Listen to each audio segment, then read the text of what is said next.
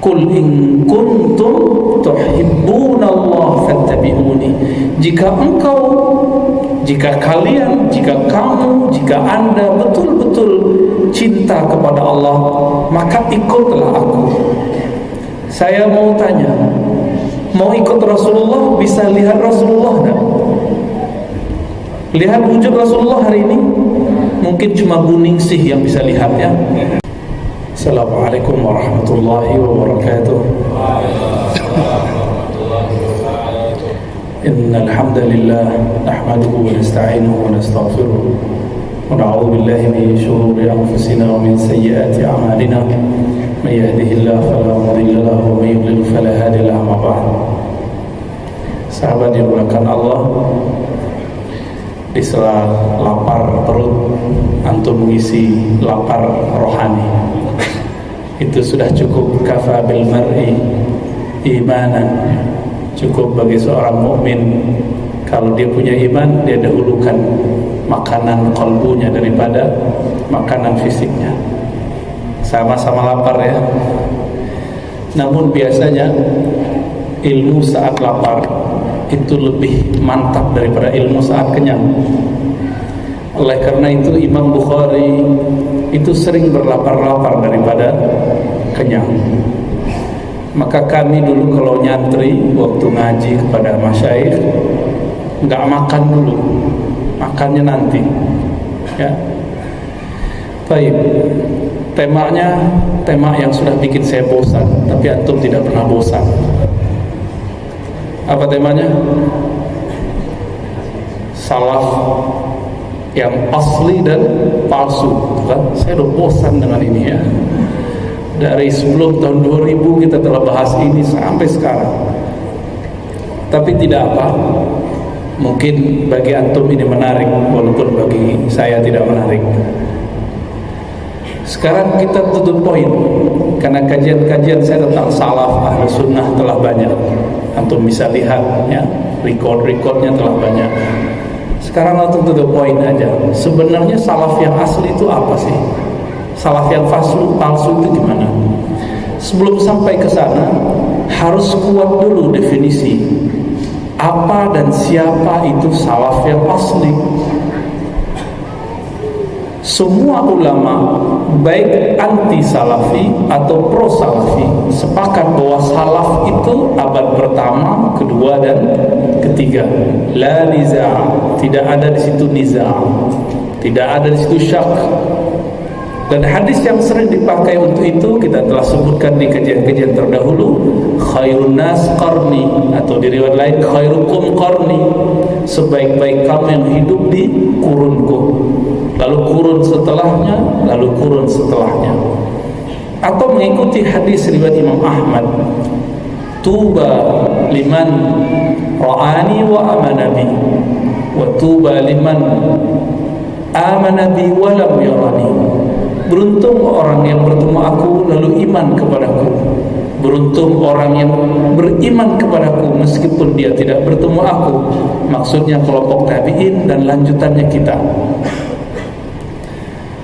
Sahabat yang dimuliakan Allah, tidak ada di Quran, di sunnah perintah kunu salafiyin, nggak ada. Jadilah kamu salafi, tidak ada. Kunu syafi'iyyin, jadilah kamu syafi'iyah, nggak ada. Yang ada apa? Qul in kuntum tuhibbunallaha fattabi'uni. Itu sudah dihafalkan juga ya, surah Ali Imran.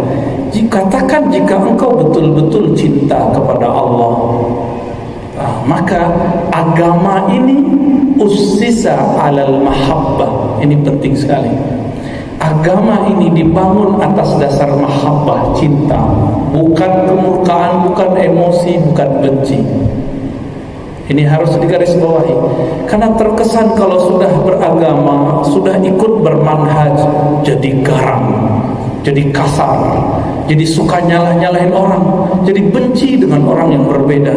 Ini telah keluar dari fitrah agama itu sendiri. Coba ayat ini apa ada yang mengingkarinya?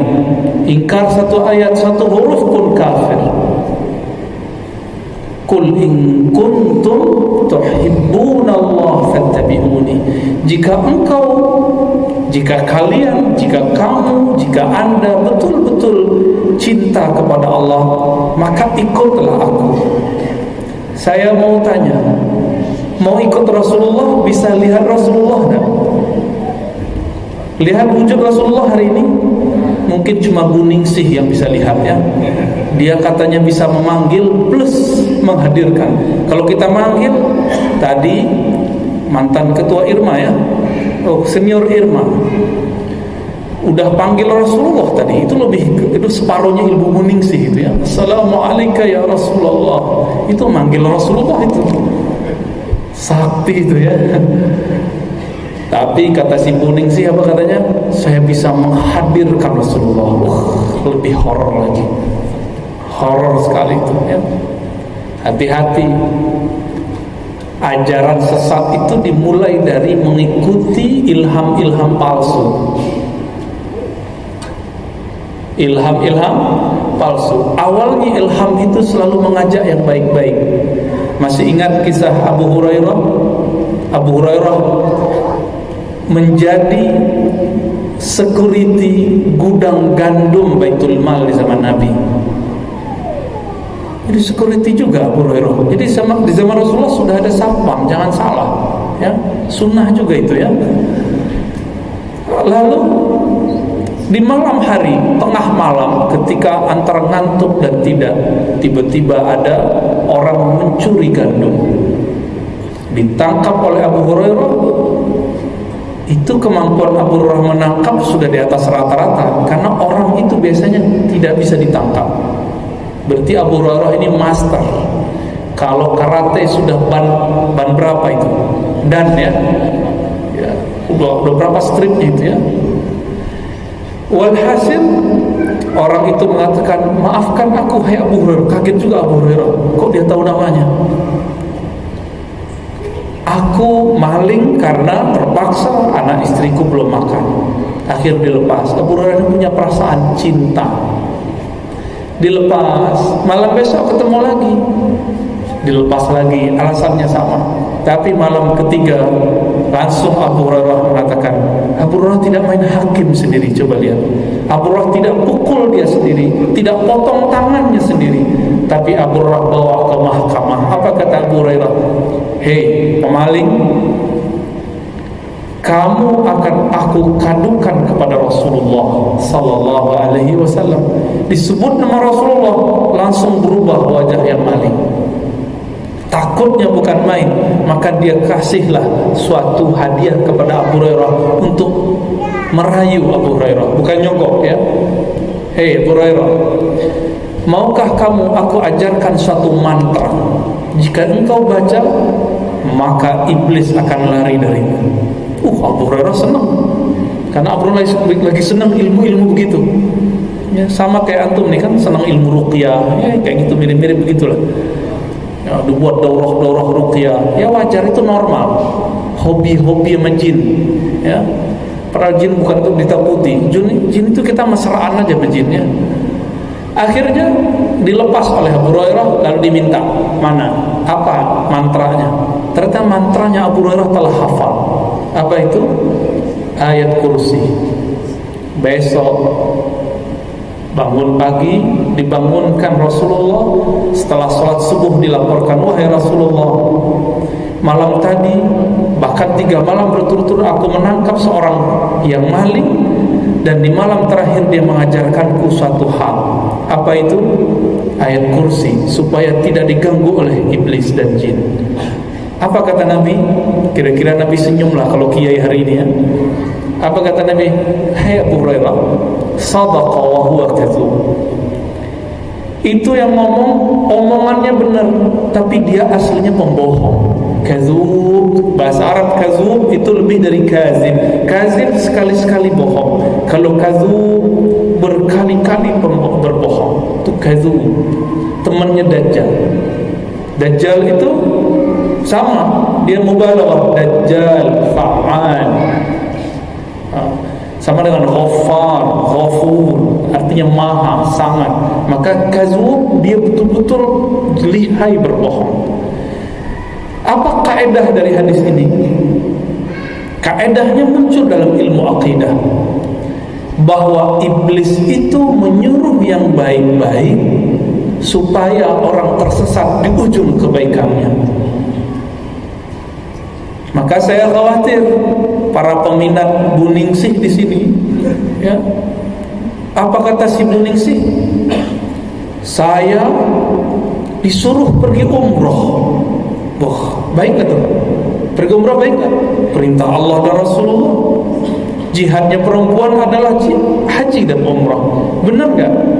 Jika tidak ada yang mengajarkan Bu Ningsih ini nanti akidah yang sahih, saya khawatir dia nanti terjebak kepada ajaran-ajaran wahmiyah, kebatinan.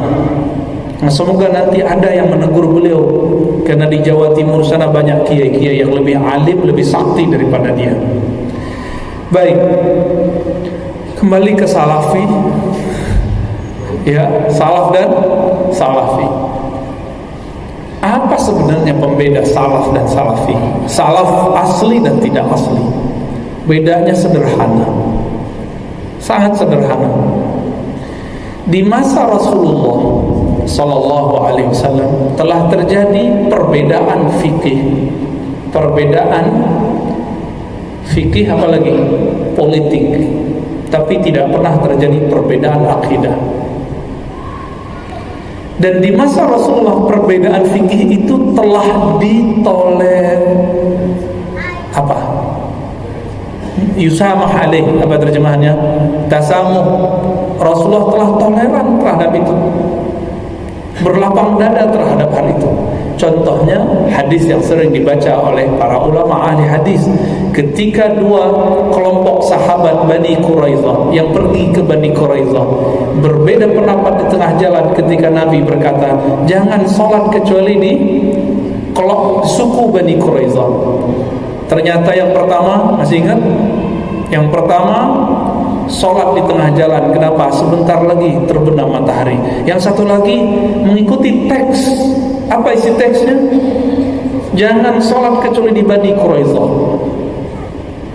Maka dua kelompok itu muncul di zaman Rasulullah. Ini disebut perbedaan kontekstual dan tekstual kalau di bahasa kampus. Kalau bahasa Arabnya lafzi dan ma'nawi. Kelompok pertama itu ma'nawi, dia sholat tengah jalan karena dia memahami maqasidnya lafaz Rasulullah. Nah, ini yang disebut ilmu usul fikih hari ini. Ilmu ahlu sunnah, apa itu? Ilmu maqasidus syariah. Bahwa Nabi jika berbicara sesuatu tidak terfokus kepada lafaz harfiah, tapi ada makna yang dituju beliau. Itulah tujuan dari syariat. Itu tujuan dari syariat. Ketika Nabi mengatakan jangan kamu sholat kecuali di Bani Quraidah, sholat asar, maksudnya buru-burulah kamu, bersegeralah kamu sehingga sampai di Bani Quraidah dapat sholat asar di sana. Tapi kelompok kedua, dia mengikuti harfiahnya, tidak boleh sholat mau kapanpun, mau pelan, mau telat, mau cepat, tidak ada urusan. Ketika mereka kembali ke Madinah, apa kata Nabi? Orang yang sholat di Bani Quraidah, Nabi katakan asabta sunnah. Dia sholat telah terbenam matahari, sholat asar. Kalau dalam ilmu fikih disebut apa? Masih adakah waktu sholat asar setelah terbenam? Masih ada? Enggak ada. Disebut sholatnya apa? Qadaan. Sholat qada. Dia sholat asar tapi qada. Sedangkan yang kedua, apa kata Nabi? Asabta. Kamu benar. Coba lihat perbedaan fikih di zaman Rasulullah. Perbedaan itu ditakrir. Apa arti takrir? Ditetapkan sebagai kebenaran. Dua-duanya benar. Yang pertama, dia sesuai dengan teks hadis. Yang kedua sesuai dengan meaning hadis, makna hadis, disebut maqasid. Sekarang di kampus-kampus keislaman lagi rame kajian-kajian maqasid. pakar maqasid yang sangat muda, tapi di atas saya juga umurnya, Syekh Yasir Audah, sekarang mengajar di Brunei, orang Arab, bersama dengan guru kami Profesor Dr. Mulyadi Kertanegara, pakar usuluddin, filosof, ahli qalbu, bareng-bareng di sana. Tapi beliau pun mengambil ilmunya dari Syekh Raisuni, Ahmad Raisuni dari Maroko, dan mereka mengambil ilmu dari Al-Imam Al-Mufassir Ibn Ashur, mengembangkan fikih maqasidi, fikih maksud. Tapi itu dibid'ahkan oleh kelompok Salafi. Padahal kalau kita mau memahami hadis ini, sebenarnya kalau mau toleransi, Salafi itu kelompok tekstualis tadi, sedangkan ulama mazahib, ulama maqasid, guru-guru antum yang di sini kebanyakan mereka pakai hadis lafaz yang kedua itu, bahwa dia mengikuti makna. Ikhwan akhwat fillah, sahabat melakukan Allah. Artinya apa? Perbedaan fikih di zaman Rasulullah dibolehkan. Kalau di zaman Rasulullah dibolehkan, apatah lagi di zaman sahabat Nabi, apalagi di zaman kita sekarang. Ini sebagai contoh. Kalau kita membuka kitab fikih muamalat, fikih muamalat paling gampang yang berdasarkan hadis Nabi itu Bulughul Maram. Ada kajian kitabnya di sini. Alhamdulillah. Siapa ustadznya ngajar? Alhamdulillah. Tuan guru antum semua, Al-Muhaddis Al-Faqih Zulhedri Rais, ya. Irma, apa namanya? Irma Raya. Antum harus berguru kepada mereka, kepada orang-orang bersanad ini. Orang yang bersanad itu tua walaupun mukanya muda, walaupun umurnya muda. Jadi Buya Zulhendri itu, walaupun itu sebutnya Uzair, saya lebih senang nyebut sebenarnya Ustadz Arnof, Buya, ya, Buya. Mereka itu pewaris-pewaris ilmu ini. Mereka itu tua secara rohani, secara pemikiran, meskipun badannya muda. Nah, ikut tua lah, ya. Karena tua itu berpaham, benar Pak ya? Tua itu berpaham, lebih tenang, tidak emosional, ya. Tapi candanya kuat. Ikhwan akhwat fillah, di Bulughul Maram misalnya disebutkan muamalat di zaman Nabi dan salafus saleh cuma 24. Di situ tidak ada kredit, tidak ada GoPay, nggak ada di situ. Gojek apalagi, ya. Grab apalagi, nggak ada di situ. Tidak ada bukan berarti haram. Maka diperlukan elastisitas memahami fikih, dan Nabi membuka ruang itu. Kenapa? Fikih selalu berubah, tapi syariat tidak pernah berubah. Ini pembeda antara liberal dengan ahlus sunnah. Liberalisme itu dia mulai mencoba merubah yang disebut syariat, sedangkan ahlus sunnah merubah furu' fikih tapi tidak pernah merubah usulnya. Bisa membedakan? Ya. Maka kalau ada orang beda dengan antum, belum tentu dia liberal. Siapa tahu dia lebih alim. Ya. Jangan sampai kejadian kita ulang kisah ahli hadis yang tidak mengenal Abu Hanifah, namanya Hamad bin Zaid. Ketika mendengar kabar Imam Abu Hanifah menolak hadis dhaif, lalu mendahulukan qiyas. Menurut Imam Hamad hadis itu tidak dhaif tapi sahih. Maka kabar yang sampai kepada beliau, Abu Hanifah penolak hadis menggunakan qiyas liberal. Apa kata Hamad? Najasatul ard, itu najis. Abu Hanifah najis. Nah, ini yang terjadi saat ini. Ketika kita gak paham seorang ulama, kita anggap dia liberal, kita anggap dia Syiah, padahal dia ahlus sunnah. Kita anggap dia najis, kita anggap dia subhan. Apalagi lengkap gelarnya sudah, ya, lengkap semua. Allahu Akbar. Ikhwan akhwat fillah, maka ahli fikih paling banyak berbedanya, paling dinamis, berubah. Fikih Syafi'i Indonesia telah berbeda dengan fikih Syafi'i Hadramaut, tapi pokoknya sama. Nggak usah jauh-jauh antara Padang Pekanbaru, habis azan maghrib beda nggak? Orang Padang pakai qaulun jadid, setelah azan langsung qomat, langsung sholat. Itu kalau maghrib. Qaulun jadid itu fatwa baru Imam Syafi'i setelah pindah ke Mesir. Tapi orang Pekanbaru setelah azan sholat 2 rakaat pakai hadis Bukhari. Salli, sholatlah liman sya, kalau kamu mau, kalau gak mau juga gak apa-apa. Hadisnya sahih. Imam Syafi'i juga hadisnya sahih. Betapa luasnya. Setelah Nabi mengatakan Allah tidak pandang orang yang manjarra saubahu khuyala, yang membiarkan sarungnya di bawah mata kaki, Nabi buru-buru keluar rumah saat terjadi kusuf, gerhana matahari. Beliau sholat sarungnya di bawah mata kaki. Sholat kusuf itu panjang, berarti sholatnya panjang sekali di bawah mata kaki. Walaupun besoknya beliau kembali jiringkrang lagi, tapi beliau sekedar ingin mengatakan fikih isbal itu tidak saklek. Fikih isbal tidak saklek. Dulu beliau melarang belah rambut. Apa namanya itu ya? Belah rambut mau tengah, mau kiri, kanan, bagi beliau tidak bagus. Kenapa? Dulu yang belah rambut cuma musyrik Mekah, abadatul auzan, penyembah berhala.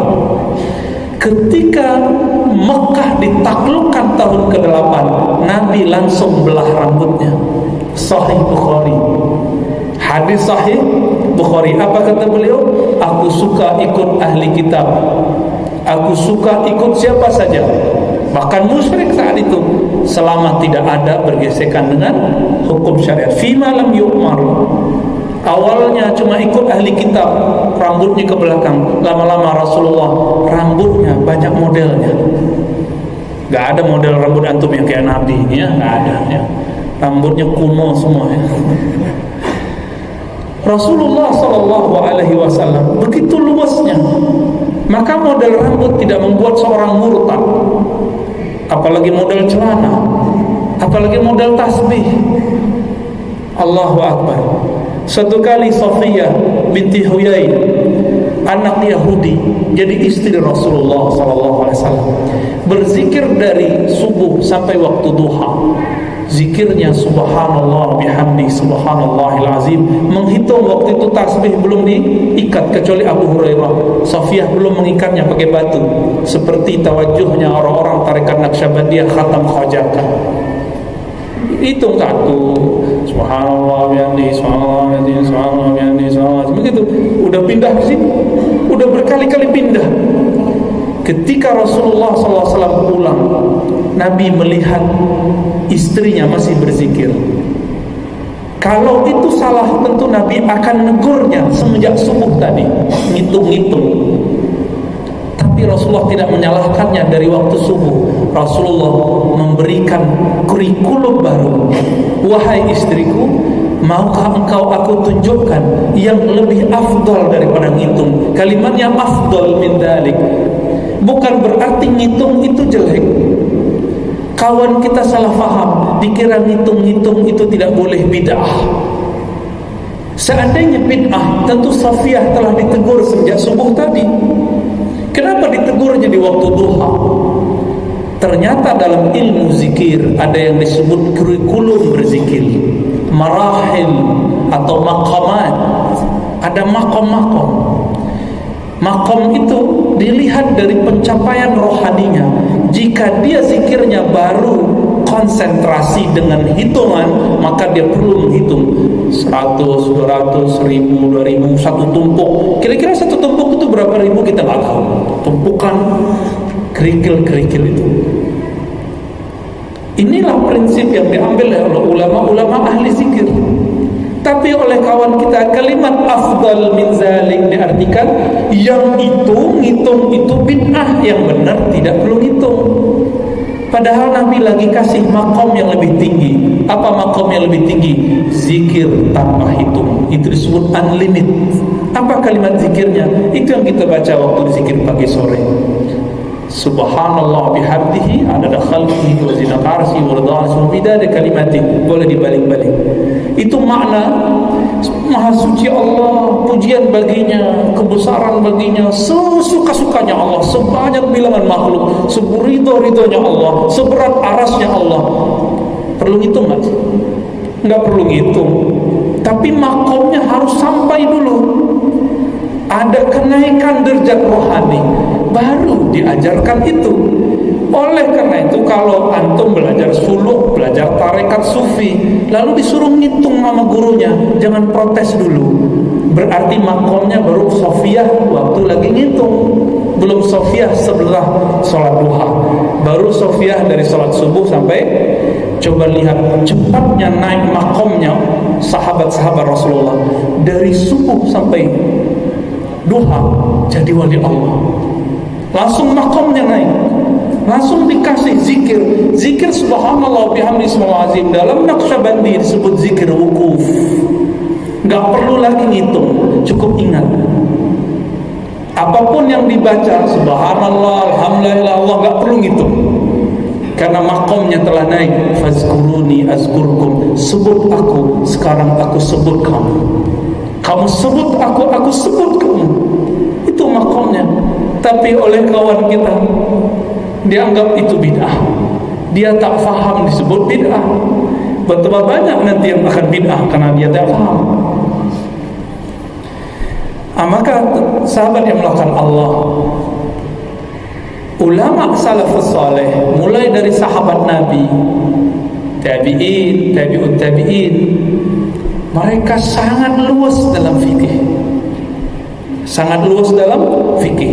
Maka ciri salaf yang hakiki tidak saklek dalam fikih. Ciri salaf yang palsu kaku dalam fikih. Ya. Itu gampang untuk ngeceknya. Setiap kali orang kaku dalam bab fikih, maka dia palsu. Gitu. Yang kedua, setelah Nabi SAW wafat, muncul perdebatan siasi. Apa arti siasi? Politik. Belum ada perbedaan akidah. Politik dulu. Terpecahlah Muhajirin dan Ansar. Lalu setelah Muhajirin Ansar pecahlah kelompok Ali, kelompok Utsman. Setelah meninggal Utsman, maka Aisyah dan Muawiyah pecah dengan Ali. Begitu selanjutnya. Apakah mereka mengkafirkan? Ketika Ali bin Abi Thalib mengalahkan kelompok Aisyah, Ali tidak mengambil ghanimah. Apa arti ghanimah? Harta rampasan perang. Karena Aisyah masih muslimah, pengikut Aisyah pun muslimah, berbeda politik dengan Ali. Bahkan diantar pulang oleh Ali bin Abi Thalib radhiyallahu taala anhu majma'in. Maksud saya nyebut ini apa? Salaf yang asli menerima perbedaan politik. Salaf palsu memaksa satu aliran politik. Oke, ini kayaknya banyak nol sekiannya nih ya.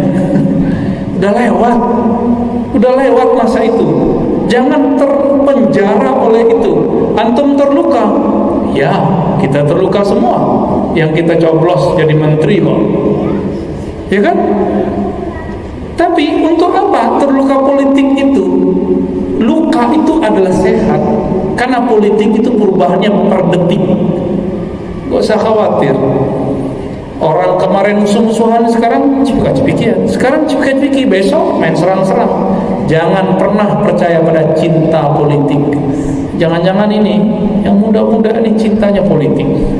Besok sama siapa lagi ya. Ini salaf yang asli. Mereka dalam bab politik apa? Siap berbeda. Antum siap beda? Nanti 2000 berapa nih? Ingat-ingat kalimat ini. Siap-siap berbeda dalam politik, itulah salaf. Tapi kawan-kawan ini haramkan semuanya. Kenapa? Baik yang pro 0 ini dan 0 itu semuanya berdosa. Kenapa? Ikut pemerintahan yang sistemnya sistem taghut. Ya salam. Al-Quran tidak pernah membahas demokrasi. Maka menyematkan demokrasi kepada taghut itu namanya ijtihad. Ijtihad itu zonni. Apa ijtihad? Hasil pemikiran seseorang, bukan nabi, bukan dari Allah. Maka orang kalau sebut demokrasi itu taghut, itu tidak pasti. Itu pemikiran dia. Karena Nabi nggak pernah. Ada nggak hadis demokratiyah taghut? Ada nggak? Nggak ada. Kalau antum ketemu aja bawah sini ya, kita takhrij langsung hadisnya. Takhrij artinya dikeluarkan kualitasnya, sumbernya dari mana. Bisa dipastikan itu hadis palsu. Coba lihat, Nabi tidak memberikan satu sistem politik, benar nggak? Kenapa? Karena sistem politik itu lebih luas lagi perbedaannya daripada fikih. Kalau fikih Nabi takrir, Nabi bolehkan perbedaan yang luas itu. Tapi politik nggak. Coba lihat di Quran yang ada cuma tentang prinsip berpolitik. I'dilu, berbuat adillah. Cuma itu. Innallaha yuhibbul muqsitin. Allah suka kepada orang yang muqsit, yang berbuat adil. Hanya itu. Aqrabul littaqwa, itu lebih dekat kepada takwa. Hanya begitu. Fa aslihu baina akhwaikum, politik islah. Hanya itu. Tidak ada di situ nyuruh politik, demokrasi atau apapun. Khilafah pun tidak ada di Quran tentang politik. Semua kalimat khilafah di Quran bukan sistem politik. Kita bisa buktikan dalam tafsir-tafsir Al-Quran.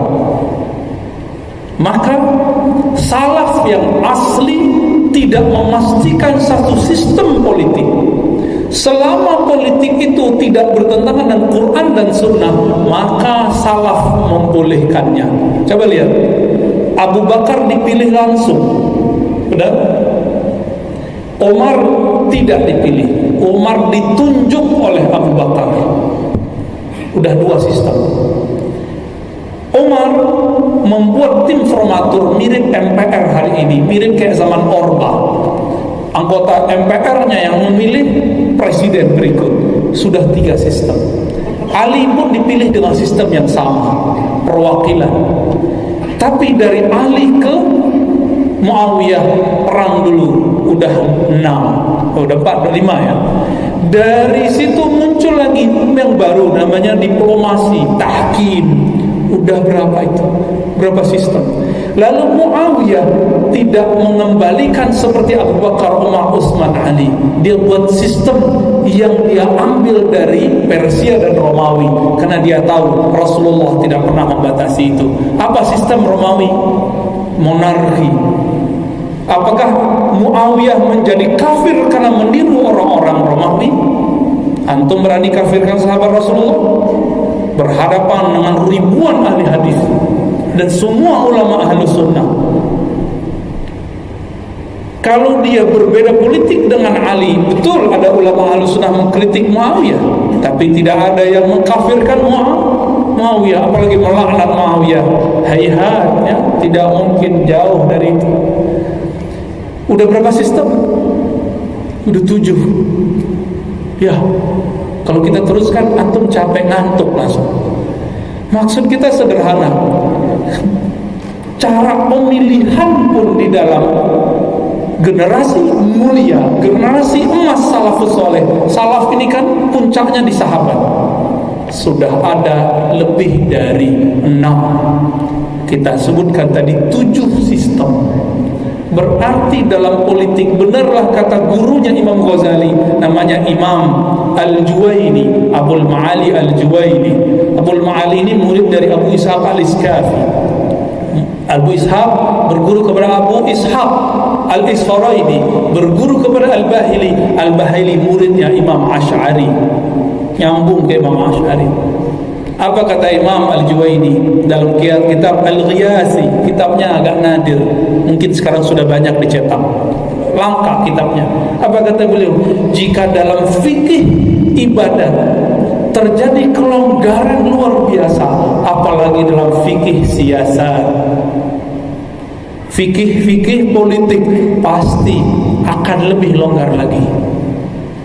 Maka ciri-ciri salafus saleh, mereka menerima perbedaan-perbedaan politik, yang penting tidak melanggar Alkitab dan As-Sunnah. Yang qat'i, kalau yang zanni itu masih diperdebatkan, makna-maknanya yang zanni ya. Dan yang terakhir ini yang paling parah, perbedaan yang muncul di kalangan salaf. Ketika Ali bin Abi Thalib radhiyallahu taala anhu karramallahu wajhah, beliau kalah, muncullah kelompok anti Ali, anti Muawiyah, disebut dengan Khawarij. Khawarij menjadikan kebencian politiknya masuk ke bab akidah. Maka siapapun yang berbeda dengan kelompok mereka, berbeda dengan Allah dan Rasulullah, begitu keyakinan Khawarij, maka Khawarij meletakkan kepentingan politik setara dengan kepentingan akidah, naruh politik setara dengan akidah. Karena kelompok Ali merasa imamnya dituduh kafir, maka kelompok Ali pun membalas. Kelompok ini kemudian disebut dengan Syiah Ali, membalas lagi, dan kemudian membuat teori balasan. Apa balasannya? Teori imamah, bahwa imam yang benar cuma Ali, dan imam itu maksum, dan turun ke Hasan, ke Husain, terus sampai kepada bawahnya 12 imam.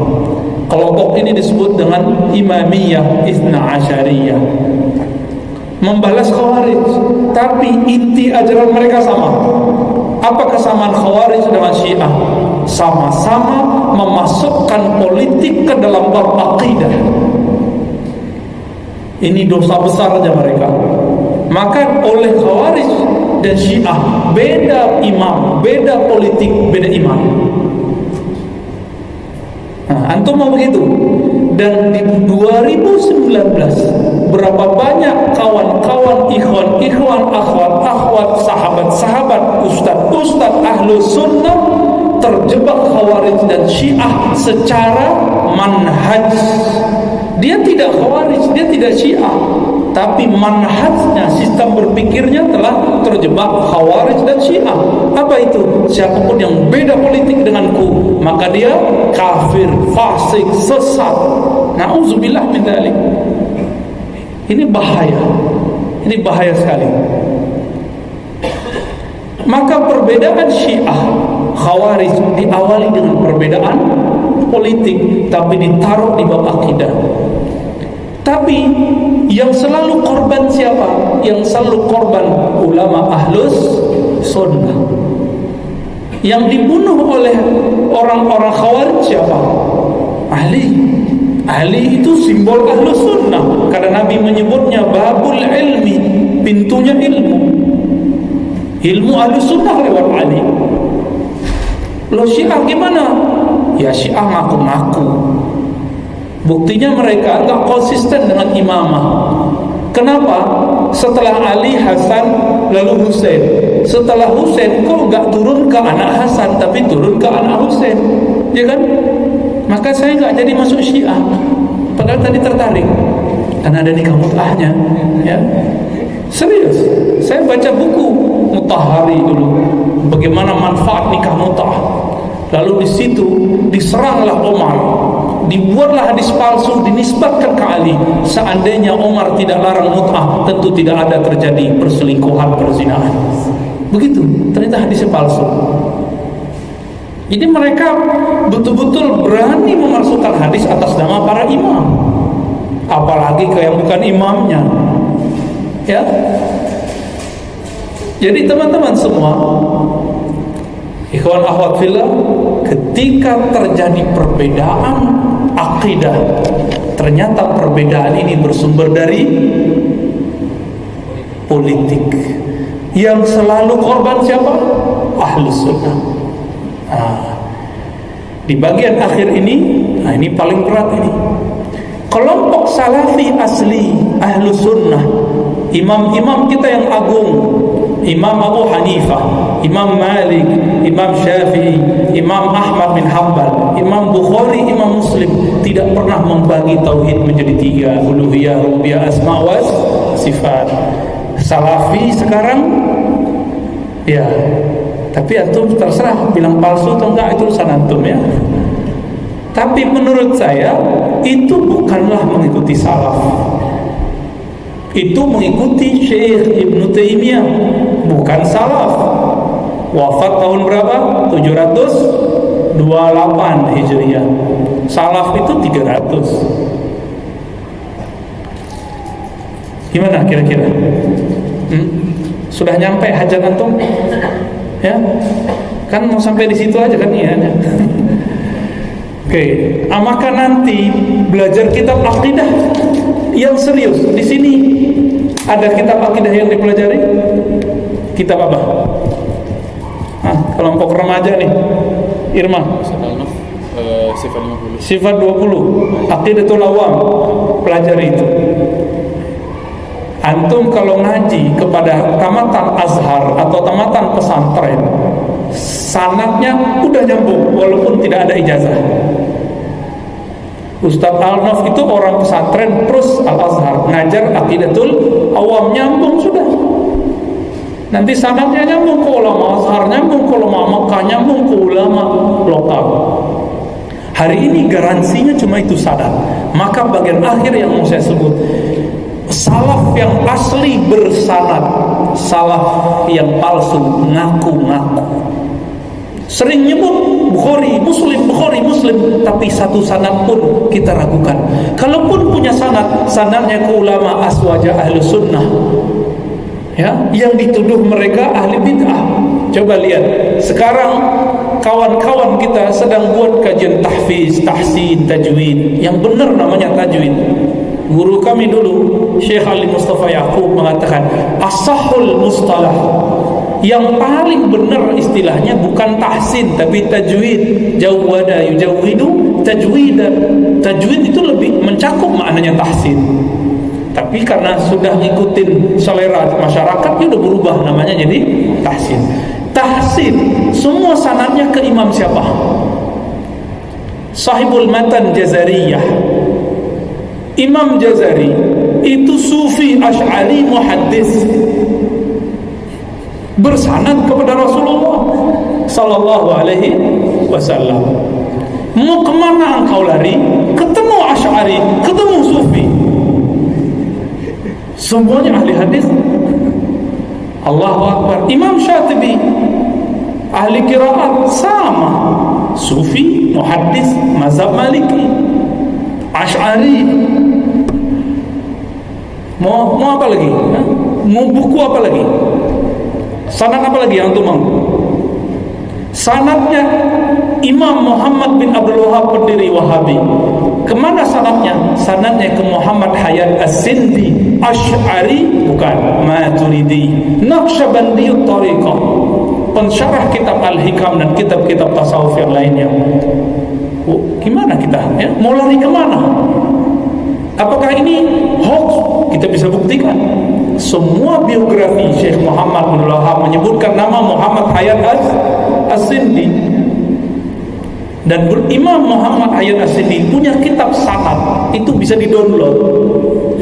Bisa di-download sanad beliau. Di situ disebutkan, aku Naqsyabandiyut Thariqah, akidah Asy'ari Maturidi. Maturidi lebih pas karena beliau bermazhab Hanafi. Mau lari kemana? Sudah ya, sudah sampai hajat.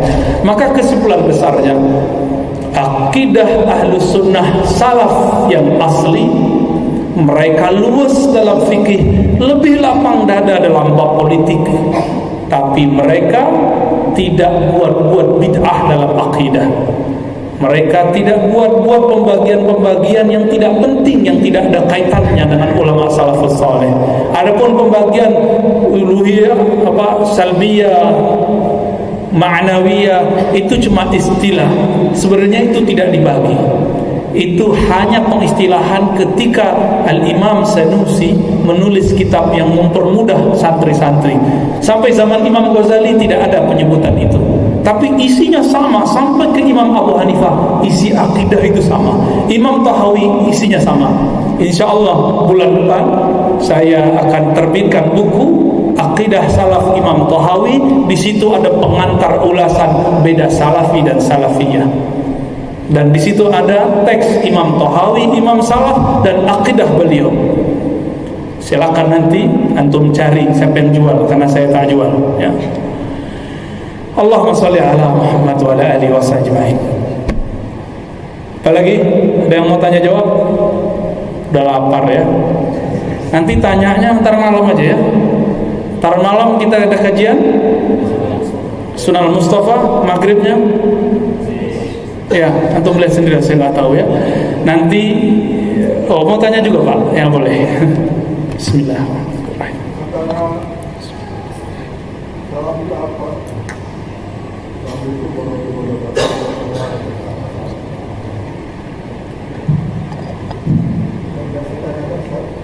Ya.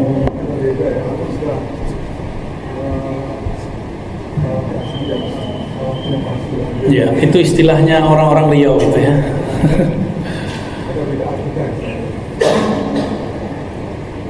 Perbedaan akidah ini pengaruhnya terhadap penerimaan akal. Oke, baik. Nah, ini pertanyaan bagus ini. Ulama Ahlus Sunnah Aswaja, Asy'ari dan Maturidi punya kaidah emas, kaidah zahabiyah. Mengambil dari hadis Nabi, la takun li akhika kafir. Jangan panggil saudaramu kafir, jangan tuduh saudaramu kafir. Kafir itu diawali dengan bid'ah, maka turunannya jangan tuduh saudaramu ahli bid'ah. Maka Imam Abdul Hasan Al-Asy'ari, Imam Tahawi, Imam Maturidi punya kalimat yang sama.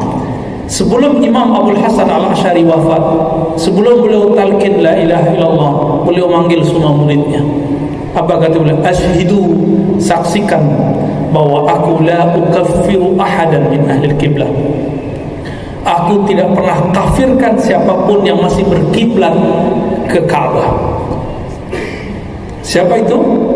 Muslim, apapun mazhab dan alirannya, masih la ilaha illallah, masih sholat, masih zakat, masih puasa, hajinya masih ke Mekah, bukan hajinya ke Kerinci, bukan hajinya ke Lahore, bukan hajinya ke Baitul Maqdis. InsyaAllah, kata beliau, la ukaffir, aku tidak pernah kafirkan. Lapang dadanya, lapang dada beliau. Dan ini diikuti oleh Imam Ghazali. Apa kata beliau? Jangankan Salafi, Mu'tazilah pun yang menolak ketemu Allah, kata Imam Ghazali, mereka khata, mereka keliru dalam akidah. Karena kelirunya akidah, kelirunya besar, tapi tidak kafir. Dulu Imam Ghazali mengkafirkan Mu'tazilah dulu, tapi setelah itu enggak lagi. Beliau hanya mengatakan khata, tapi khata dalam akidah jika disengaja maka disebut sesat. Tidak semua sesat itu kafir. Bisa dibedakan? Ya, begitulah Imam Ghazali. Begitu juga Imam Fakhruddin Ar-Razi. Ya, begitu juga Imam Al-Amidi, Imam As-Subki. Ya, mereka tidak mengkafirkan. Tapi Salafi palsu, Aswaja palsu, mengkafirkan orang cuma karena tawassul. Mengkafirkan orang cuma karena istighosah dan menjadi kuburiyun. Oi, kuburiyun. Sarkup, sarjana kuburan. Bagi kita, ke kubur itu persoalan fikih, bukan persoalan akidah. Kalau orang keliru di kubur, kelirunya fikih, perbuatannya haram, tidak syirik. Apa contohnya? Ngambil tanah, itu haram hukumnya, kecuali memang diizinkan oleh ahli warisnya. Contoh lain, membangun bangunan di atas kubur, misalnya pusara. Dulu, zaman-zaman dulu, ulama-ulama kita, kalau orang soleh dibuat, ya, di mana dibuatnya? Di kuburan umum atau kuburan suku atau kuburan surau? Kalau kuburan umum itu yang haram, tertulis dalam kitab Al-Um Imam Syafi'i. Jadi kalau antum baca hadis Nabi naha an bina anil bina alal qabr, Nabi melarang bangunan di atas kubur, dijelaskan oleh imam kita. Siapa yang paling paham hadis Nabi? Ulama kita, ulama salafus saleh. Katanya ikut salaf. Apa kata Imam Syafi'i dalam kitab Al-Um? Beliau langsung berguru ke Imam Malik, dari Nafi, dari Ibnu Umar, dari Nabi. Kita ulang-ulang terus biar hafal. Apa kata beliau? Ini untuk al-ard al-musabbal atau al-waqf. Ini hanya untuk tanah yang pemakaman umum, wakaf untuk umum. Jadi haram, bukan haram juga, makruh bikin bangunan di atas kubur yang tanahnya tanah wakaf umum. Tapi guru-guru lama mereka punya surau, itu tanah-tanah mereka. Mau buat gedung di situ juga boleh. Itu maksudnya begitu kira-kira ya. Tapi karena kita nggak merujuk ke ulama salaf, merujuknya ke ulama palsu, akhirnya mengkafirkan orang cuma karena menembok kubur. Nah, maka saya kasih tahu juga antum, kalau ngubur saudara orang tua di kuburan umum haram ditembok di zaman ini. Walaupun di kitab cuma makruh, tapi di zaman ini telah haram. Kenapa? Kalau semua orang ditembok, kita nanti nggak kebagian. Antum dikubur di mana? Di got. Tapi kalau punya tanah sendiri silakan. Tanah kita kok, gitu ya. Nah, itulah cerdasnya Imam Muhammad bin Idris Syafi'i. Itu juga perkataan Imam Malik, itu juga perkataan Imam Hanabilah. Sama semua. Itu salaf yang asli. Ya. Jadi apakah perbedaan Asy'ari, Salafi itu kemudian beda akidah, beda kafir mukmin? Tidak. Meskipun Salafi mengkafirkan orang-orang Asy'ari Sufi, Aswaja Asy'ari Sufi tidak perlu mengkafirkan balik. Kenapa? Itu pesan dari Imam Ahlus Sunnah Abul Hasan Al-Asy'ari. Mengambil hadis Nabi, jangan katakan kafir kepada yang mengatakan la ilaha illallah. Jelas ayatnya, hadisnya jelas. Di hadisnya apa? Kalau ayatnya fa'lam annahu la ilaha illallah, surah Muhammad ayat 19. Di hadisnya sudah dipakai di hadis 40. Umirtu an uqatilan nas hatta yaqulu, di riwayat lain yashhadu an la ilaha illallah. Ya, aku misiku boleh perang, disuruh perang kepada orang-orang musyrik yang melawan saat jika mereka tidak berkata la ilaha illallah. Jika mereka telah mengatakannya, tidak boleh lagi. Ini cuma karena beda masalah tawasul. Nggak ada pak tawasul di situ. Loh Ustaz, tawasul itu bab akidah. Tawasul bab akidah itu kamu. Tapi ulama tawasul tidak masukkan ke dalam bab akidah. Bisa jadi istilah sama, definisi berbeda. Maka tidak dihukumi suatu hukum karena namanya, hanya dihukumi karena definisinya. Jadi kalau ada nanti sambal setan, haram nggak makannya? Sambal babi, haram nggak makannya? Nggak haram. Kenapa? Karena isinya sambal putri. Nggak haram. Yang haram itu sambalado, babi baru. Isinya babi baru haram. Haramnya karena dia babi, bukan karena namanya. Masih ingat saya mengisahkan Imam Malik ditanya mengenai anjing laut. Masih ingat apa kata beliau? Haram. Lalu yang bertanya memberikan perincian, wahai Tuan Imam Malik, yang kami maksud anjing laut itu bukan anjing main-main tepi laut. Terus apa? Anjing laut itu ikan di dalam laut berkumis bertaring kayak anjing. Langsung revisi dalam hitungan detik, oh itu boleh makan. Maka al-hukmu bil ismi mamnu, menghukumi sesuatu dengan namanya, sekadar namanya haram. Itu mamnu, terlarang. Itu hanya orang-orang yang tidak berilmu. Bahasa Arabnya jahil, bahasa Indonesianya antum terjemahkan sendiri. Jadi al-hukmu al-ibratu bil musamma. Hukum itu berdasarkan definisinya, barang aslinya, bukan namanya. Saya sebut ini bir putih, haram nggak? Kenapa? Nah, diketahui di Jakarta itu saya paling suka minum bir plotok. Tahu nggak bir plotok? Tahu ya? Udah coba? Nanti tanya Bang Adam atau orang Betawi Parung tuh ya. Ada namanya bir plotok. Bir, apakah haram? Tidak. Isinya jahe, dikasih nama pewarna alami. Haram tidak. Ini nanti kalau ada sambal sehat, nggak usah datang aja, tapi nggak haram. Ya. Itu yang punya dagangan begitu ganti nama aja. Kita tidak haramkan tapi makruh. Kenapa? Tasyabuh bi syaitan. Ya? Kok niru-niru syaitan? Emang kurang laku. Kalau kurang laku sini kita kasih jimat. Jimatnya doa, masalah doa. Baik. Cukup ya. Jadi kalau aku mau tanya, masih ada nanti ba'da Isya kajian Sahih Bukhari bersama, insyaallah kita baca sanadnya, kita jelaskan isinya, insyaallah. Kalau umur kita panjang, Allah berkahi lebih baik. Silakan tanya, yang sanggup kita jawab, kita jawab. Wassalamualaikum warahmatullahi wabarakatuh. Subhanakallahumma wa bihamdika, asyhadu an la ilaha illa anta, astaghfiruka wa atubu ilaik. Assalamualaikum warahmatullahi wabarakatuh.